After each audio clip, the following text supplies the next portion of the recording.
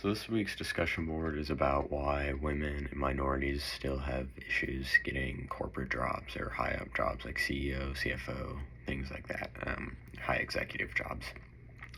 And so I had, after kind of going through like ratings and notes, these are kind of some of the notes I think. I think there's multiple barriers to advancement. One of the big ones that I put, it's actually first on my list, was unconscious bias. I think this is a very common one in terms of, I think some of us, we don't even realize it. I think, sometimes I maybe do this on accident of, we kind of, we might see two people, maybe a man and a woman, equally qualified. We know that, we know education-wise, we know knowledge.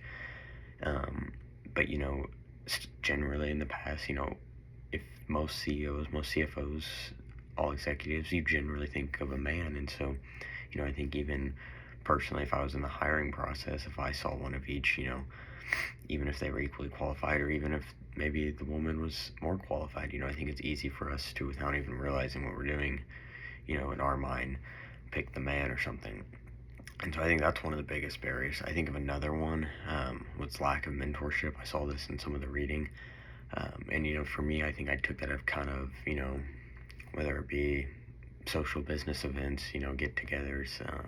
There's just a lot of these that are kind of built with, maybe it's cocktail hour for, business guys or something. It's a group of them going together. Whereas, I think there's possibly fewer opportunities. Now, I'm not saying there's any reason there can't be more. Like, I don't think we're in a age where, there's not the ability to have the opportunity for women. I think it's just generally there's just more so some of those mentorship type, activities for men. And I think a lot of these networking events, similar to, what I was just saying, are kind of more around the men. So I think, I think the current challenges, there are still, with what I just talked about, there's still kind of the glass ceiling, if you would say. It's just hard for women to get above that in certain businesses and certain roles. And so I think it's tough for women to get to executive jobs at corporate companies compared to men. And I think, looking forward, I jotted down, I think it can get better if managers prioritize, equality, accountability, and inclusive leadership. I think, personally, I don't think from a business model, and I'm not a big believer in these like DEI programs. I don't think, I think you got to be real careful of, if you have a man and a woman, and let's say the woman is more qualified, obviously, I think in that scenario, we should be transitioning to who's the more qualified person. I think, whether this is race, sex, any of that, at the end of the day, I don't think it really should matter, how many white people or how many black people or how many men, how many females. Like, it shouldn't be that. It's who's the most qualified for the job.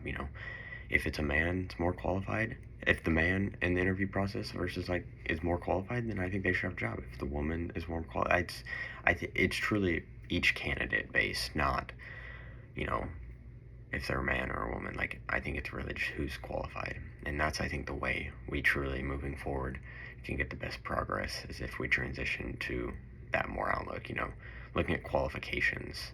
Obviously, you need a good face of the company. You need faces that can work in business settings, but it's also, you got to look at qualifications are the most important.